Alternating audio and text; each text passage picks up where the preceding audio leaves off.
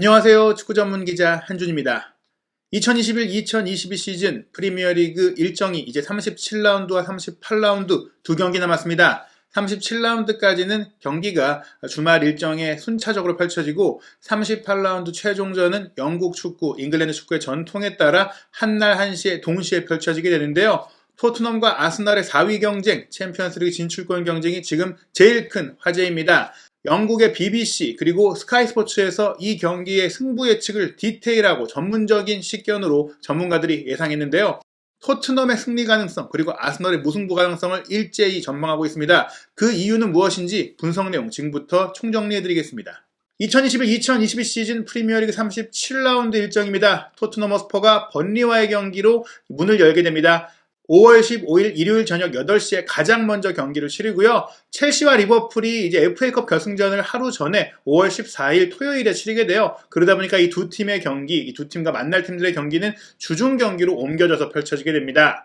토트넘이 먼저 경기를 하고 가장 늦게 경기를 37라운드에 하는 팀은 아스널인데요. 한국 시간으로 5월 17일 화요일 새벽 4시, 영국 시간으로는 5월 16일 월요일 밤에 치르게 됩니다. 말씀드린 대로 토트넘이 먼저 경기를 치르기 때문에 이길 경우 승점 68점이 되면서 4위로 올라갈 수 있고요. 아스널이 추격해야 되는 상황이 되는 것이죠. 영국 공영방송 BBC는 리버풀 레전드인 마크 로렌슨이 수년간 매경기, 전경기 스코어 예측을 하고 있고요. 올 시즌부터는 영국을 대표하는 셀러브리티들, 축구 외적인 분야에서 성공을 거둔 이들이 참가하고 있는데 이번에는 중요한 2종 격투기 경기를 앞두고 있는 영국을 대표하는 격투기 선수 폴 데일리가 참여를 했습니다. 이 폴 데일리는 원래 어린 시절에 축구 선수로 시작을 했어요. 노팅엄 포레스트 유소년팀에서 저메인 지나스와 함께 성장했고 그래서 지나스와도 막역한 관계인데요. 현재는 이제 이종족 투기 선수로서 또 킥복싱 선수로서도 활동한 무술가로서 명성을 날리고 있습니다. 본인도 이번에 경기를 앞둔 가운데 본인의 경기를 홍보할 겸 승부 예측에 참여를 했는데요.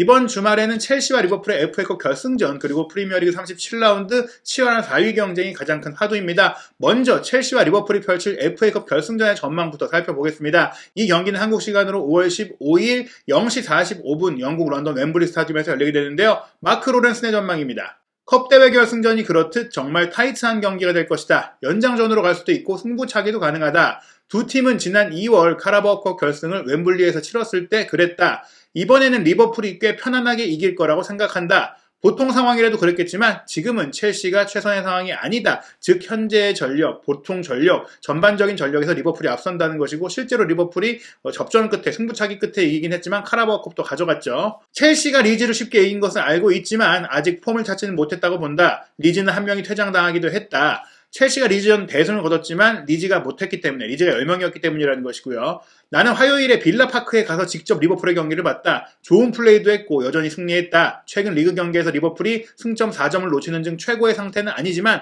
올해 기록은 여전히 대단하다. 리버풀이 우세하다고 본다.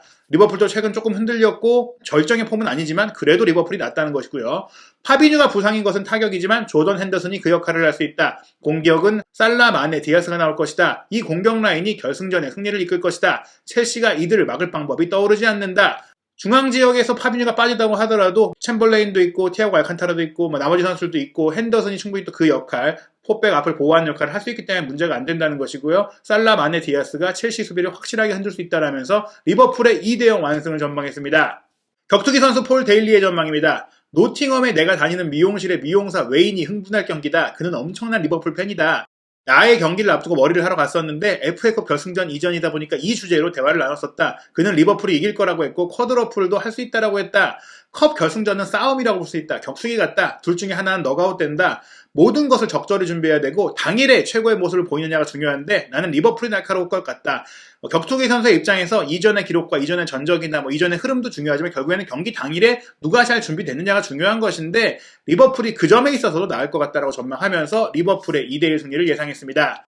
그리고 많은 분들이 궁금해하시는 토트넘과 번리 경기의 예상입니다. 먼저 마크 로렌슨의 예상 내용부터 살펴보겠습니다. 마이크 잭슨은 번리 감독직을 눈부시게 시작했다. 하지만 지난 주말 에스턴 빌라와 홈 경기에서는 어떤 종류의 불꽃도 보여주지 못했다. 별다른 저항도 보여주지 못했다. 번리답지 않았다. 토트넘 원정에서 어떻게 반응하는지 보는 것은 흥미로울 것이다. 번리가 사실 3연승을 달리면서 마이크 잭슨 감독 잘 선임했다. 그런 얘기도 받았고 이달의 감독상 후보로 올라가면서 또 좋은 평가를 받기도 했었거든요. 그런데 에스턴 빌라와의 경기에는 홈 경기였고 올 시즌 마지막 홈 경기였음에도 불구하고 굉장히 무기력했어요. 그런 그 무기력한 모습, 특히 수비적으로 흔들리는 모습을 보였기 때문에 이번 경기에 반등이 무조건 필요하다고 하면서 순위표까지 보여줬는데요. 번리가 현재 승점 34점, 그리고 강등권에 있는 리즈도 승점 34점입니다. 물론 번리가 한 경기를 더 치를 수 있는 상황이긴 하더라도 승점이 같은 상황, 번리가 만약에 토트넘과의 이번 경기에서 지고 리즈가 이번 경기에 승점을 얻게 되면 일단 번리가 18위까지 떨어질 수 있는 상황이다 보니까 아슬아슬하다고 할 수 있겠고요. 그래서 번리도 반드시 이기려고 할 것이다라고 볼 수 있겠습니다. 토트넘의 4위 희망은 여전히 자력으로는 불가능하다. 하지만 아스널을 목요일에 제압한 이후 생기 넘치는 상황이다. 나는 토트넘이 이 경기에 대단한 경기력을 보여줄 거라고 생각한다. 어떤 일이 벌어지든 번리는 리즈가 브라이튼과 경기하는 것을 긴장한 채 보게 될 것이다. 토트넘이 사실은 자력으로 4위를 할 수 없기 때문에 모든 경기를 이겨놓고 아스널이 미끄러지길 바라야 되는데 그런 흐름도 그렇고 최근 경기력도 그렇고 번리를 상대로 토트넘이 최고의 경기력을 보여줄 것이다. 또 토트넘의 홈 경기잖아요. 이번 경기 번리도 중요하겠지만 토트넘의 상황과 동기부여가 또 좋다라고 보고 있고요. 결국에 번리는 토트넘을 못 이길 것이고 리즈가 브라이튼을 상대로 못 이기길 바라야 될 것이다라고 내다본 것이죠. 에버튼이 잔류 경쟁에서는 이제 안정적인 상황이고 또 리즈 유나이티드가 골득 실차에서 훨씬 밀리기 때문에 에버튼도 그렇고 번리도 그렇고 조금 유리한 상황이긴 해요. 그리고 에버튼도 이제 번리처럼 한 경기를 주중에 더 치를 수 있는 상황이기도 합니다. 그렇기 때문에 일단 에버튼 번리가 잔류 경쟁에서 유리하고 리즈가 가장 불안하다. 리즈는 브라이튼과의 경기에서 못 이기는 상황이 된다면 거의 강등된다고 봐야 될 것 같은데요. 일단 마크 로렌스는 토트넘이 번리에 3대0으로 완승할 거라고 봤고요. 격투가인 폴 데일리는 토트넘이 아스널을 이긴 경기에서 자신들이 톱팀, 최고의 팀이라는 것을 보여줬다고 하면서 번리와의 홈경기 문제없을 것이다. 토트넘이 2대0으로 이길 것이다 라고 전망했습니다.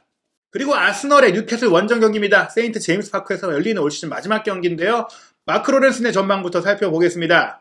아스날은 지난 목요일 북런던 더비에서 끔찍한 밤을 보냈다. 아스날은 전형적으로 그렇듯이 항상 그들이 좋은 위치를 좀 점하고 있는 상황이다. 그들은 이제 막 넘어졌을 뿐이고 이 위기를 그들이 직접 극복할 수 있는 기회가 아직 있다라는 말로 자력으로 아직 이제 4위를 갈 수 있기 때문에 중요한 것은 이제 정신력을 강하게 만드는 것인데 근데 내가 보기에는 아스널이 그런 정신력을 갖추지 못했다. 그리고 압박감도 받고 있다. 심지어 일요일에 먼저 치를 토트넘의 경기에서 토트넘의 번리를 이길 경우에는 아스널은 무조건 뉴캐슬과의 원정 경기를 이겨야지 4위를 되찾을 수 있는 그런 상황이 되고 그리고 마지막 경기까지도 이어지게 되는데 마지막 경기에서는 자력으로 4위를 할 수 없는 상황이 된다. 그런데 토트넘이 사실은 굉장히 최근 좋은 경기로 보여주고 있고 또 좋은 기록을 유지하고 있고 토트넘의 마지막 경기 상대가 노리치 시티라는 점 게다가 이제 아스날 같은 경우에는 토트넘이 노리치를 못 이긴다고 기대하기 어렵기 때문에 이 뉴캐슬전에 대한 압박감이 굉장히 클 것이다라고 내다본 것이죠. 아스널이 맞이하게 될 시나리오에 대해서 굉장히 이제 부정적인 부분들을 소개를 했는데요. 뉴캐슬은 분명히 지난 몇 달보다 발전을 했다. 그렇기 때문에 또 세인트 제임스 파크에서 열리는 경기에서 굉장히 강력할 것이다. 그래서 아스널이 세인트 제임스 파크에서 지진 않을 수 있어도 뉴캐슬을 꺾는다는 것을 확신하기는 어렵다. 아주 큰 물음표가 달린다. 이런 얘기를 하면서 1대1 무승부를 내다봤습니다.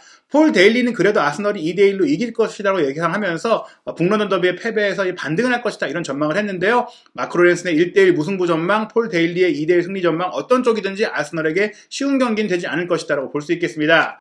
그리고 프리미어리그 주간 방송사인 스카이 스포츠의 프리뷰인데요. 상세한 정말 디테일한 세부 통계를 통해 예상을 하고 있는 볼만한 프리뷰입니다. 일단 토트넘과 번리의 경기 예상입니다. 토트넘이 목요일에 아스널을 꺾고 4위 희망에 불을 붙였을 수 있지만 아직 잔여 일정은 토트넘에게 안절부절한 상황이다. 번리는 홈에서 스카이베트 배당률로 봤을 때 1대3에 불과해 아주 쉽게 이길 수 있는 전력이고 수비 능력은 좌절스러울 정도다. 하지만 나는 토트넘이 치열한 두 경기를 치르고 나서 준비 기간이 짧은 경기를 했을 때 미들즈브러, 사우샘턴 그리고 이번 경기 상대이기도 한 번리전 충격적인 패배를 겪었던 것을 기억한다. 그래서 토트넘이 쉽게 이길 거라는 주장을 지지하기 어렵다. 나는 기꺼이 무승부를 걸어볼 것이다. 토트넘의 승리 배당률이 압도적으로 낮아요. 그러니까 너무 확실할 것이라고 보고 있는 것이죠. 하지만 토트넘이 주말 경기를 하면서 경기 준비를 짧게 했을 때는 체력적으로나 전술적으로나 못했다는 거예요. 리버풀과의 경기는 준비 시간이 충분했었고 아스날과의 경기는 조금 더 짧긴 했지만 그래도 어느 정도 시간이 있었는데 이틀만 준비하고 경기한다. 그건 하루는 쉬어야 되고 하루밖에 훈련을 못한다는 얘기고요. 그런 상황은 체력적으로도 타격이 있기 때문에 토트넘이 불리할 것이라고 내다본 것이죠. 그리고 번리에서 주목할 선수를 꼽았는데요. 바로 유망주인 드와이트 맥닐 선수입니다. 번리 선수 중에 득점 가능성이 가장 흥미로운 선수라고 지목을 했는데요. 더더욱 흥미로운 것은 이 선수가 아직까지 올 시즌 첫 골을 못 넣었다는 것이죠.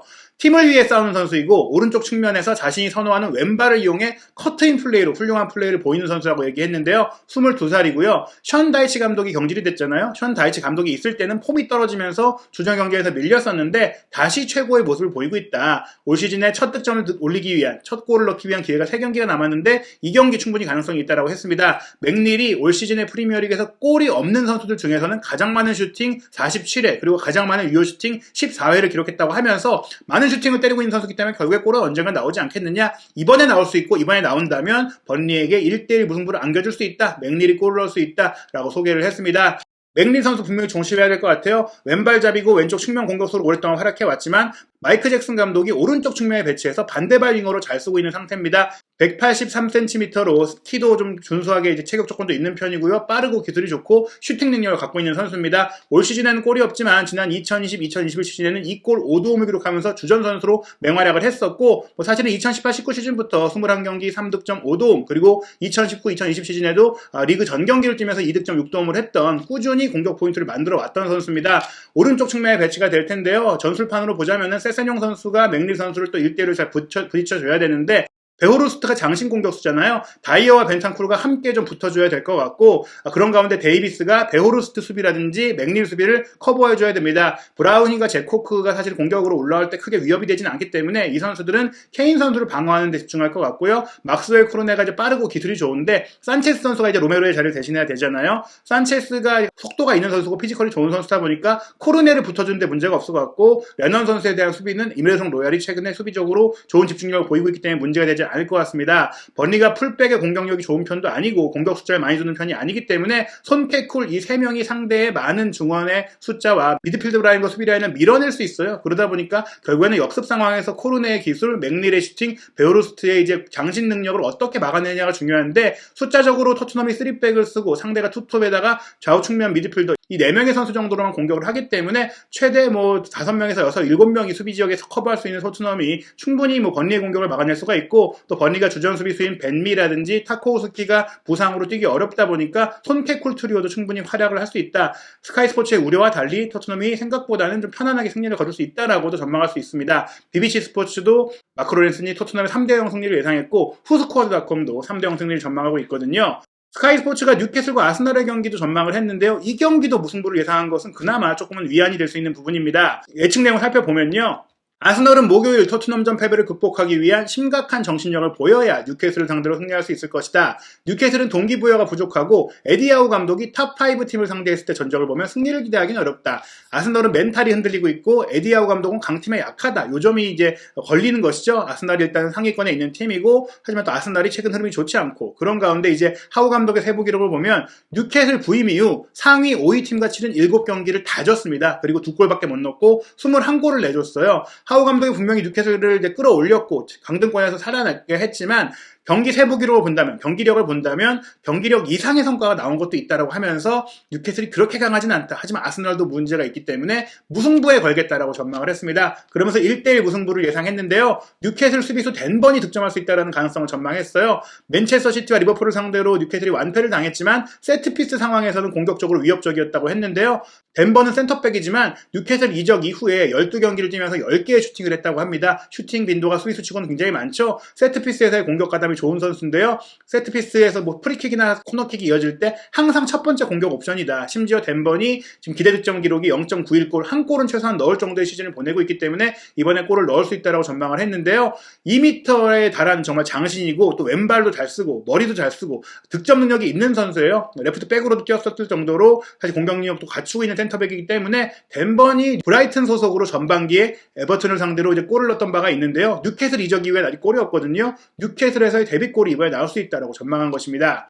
게다가 후스코어드닷컴은 이번 경기 2대2 무승부로 똑같이 예상을 했습니다. 지금 BBC, 스카이스포츠, 후스코어드닷컴 세 매체가 모두 다 아스널이 뉴캐슬과 비길 거라고 전망을 했는데요. 아스널의 불안 요소는 역시 센터백이 붕괴된 거예요. 일단 로폴딩 선수가 손흥민 선수에게 격한 파울을 하다가 퇴장을 당했죠. 그리고 이제 가브리엘 마갈량이스 선수가 햄스트링 부상을 입었는데 완전히 지금 어떤 상태인지 드러나진 않았지만 햄스트링 쪽에 문제가 있는 것으로 보이기 때문에 준비 시간이 짧은 이번 뉴캐슬과의 경기에 나오기는 어렵다라고 보고 있어요. 그렇기 때문에 토미야스가 센터백을 넣을 수밖에 없다. 토미야스가 일본 대표팀에서는 센터백으로 뛰고 있고 3백에서 또 센터백을 볼 수 있는 선수이긴 하지만 전문 센터백이라고 보기에는 프리미어리그에서 경쟁하기에 힘이 좀 부족하고 고공전에 좀 약한 모습이 있거든요. 그럼에도 토미야스가 뛸 수밖에 없는 상황이고요. 벤 화이트는 이번 경기에 부상 복귀전을 치러야 하는데 벤 화이트도 최고의 몸 상태라고 볼 수는 없습니다. 그래서 100%가 아닌 화이트 그리고 자신의 주 포지션이 아닌 센터백으로 뛰어야 하는 토미야스가 두 명이 이제 두 명 수비를 지켜야 한다는 것은 앞서 말씀드린 덴번과 같은 고공 공격을 갖고 있는 뉴캐슬을 상대로는 어려울 수 있다. 그리고 뉴캐슬이 크리스 우드 선수의 부진에 대한 지적을 받고 있는데 칼럼 윌슨 선수가 이제 몸 상태를 회복해가지고 뛸 수가 있고 생맥식맹이라는 정말 견인차가 있고 알미론이라는 기술 좋은 공격수가 있고 조엘링턴이라는 또 박스 투 박스 미드필더가 되면서